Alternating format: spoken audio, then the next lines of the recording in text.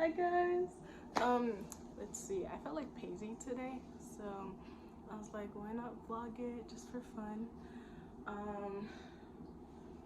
Yeah, and I was like, sure, let's paint and record and just, I don't know, have fun while doing that. So I was going through my old canvases and I found this. Don't know if you can see it, but it's like a little, can I zoom in? I cannot zoom in. It's like a little light bulb. I drew this, it's called a base. I drew it, I think like months ago, and I just like left it, and I was like, I'll come back to it whenever. So I came back to it today. But yeah, I'm excited. I have not painted in months. Like it has been forever, like forever. But I was like, let's paint today. I felt like it at first, and I'm still going to, but at first I was like, you know what, I feel like painting the silhouette of, I don't know his name yet, but of this dude on the cover of A Little Life, because I was like, I don't know, do you guys see the pain on his like on his face? I was like, I really want to see if I can bring that out in a painting. So then I was like, you know what, let's paint that. And I was like, hold up, if I paint that right after not painting for months, that is not gonna look good. So I was like, okay, let's draw it first. And I was like, okay, you know what, drawing it sounds like a good idea. And I was thinking I might do like maybe a little before and after, because I haven't read the book. Shout out to Brittany for buying it for me. But I haven't read it. I'm about to, I read it this week. So I was like, let me do it before, like I'll paint it before and see, you know how like they say sometimes like emotions impact your painting. I was like, you know what, let's try that and see if like my emotions really do impact my painting. So I was like, let me paint it before reading it and then after reading it of the same cover and kind of like the little silhouette.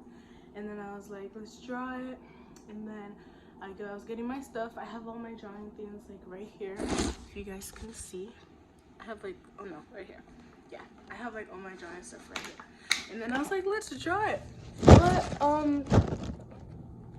as I was going through my painting stuff, because they're all together, I found this and I was like, let's do this instead. So that happened. So I was going through my stuff and I was like, oh, do you see this? This is my color palette. Or not my color palette, but like my little painting palette. Do you see all that dry paint? I was like, I need like a little glass scraper thing, but I don't have it, and I went to Michael's yesterday and I did not buy it. I bought yarn instead. But anyway, I was like, I could paint on the back, but then that's just weird because then the back is bumpy, and I was like, oh. So I was like, let's use a whole new little painting palette, because it matches my easel anyway. It came with it. I opened it today, and I was like, let's do that. So yay, this is kind of fun. I've never like recorded myself painting before. I mean, I do like time lapses, but not like talking. So this painting is like a little colorful painting type of theme. So I'm gonna need a colorful painting palette. Like, you know what? Let's plan the color palette together. As always, you always have to have like a big blob of white paint, which is why I have this huge tube instead of using my tiny one. So I'll be doing that. So, because white is what you use to kind of like mix everything in, neutralizes colors, makes things brighter and everything. So yeah, always a little big glob of white. So we'll do that first. And then, oh, I have the inspiration. But this is kind of what we're going for. So like a kind of colorful background that kind of draws you in. I'm thinking, instead of like all the multiple colors, I'm thinking of something a little more warm, kind of like a candlelight glow. And I'll be using kind of like a sponge to kind of, you'll see, kind of like a sponge to kind of bring that out. But yeah, back to it. We're making the color palette. So I have white on here. Then, so I'm starting with the crimson red. I'm gonna kind of go with the edges just a little bit. Just like little dabs and strokes.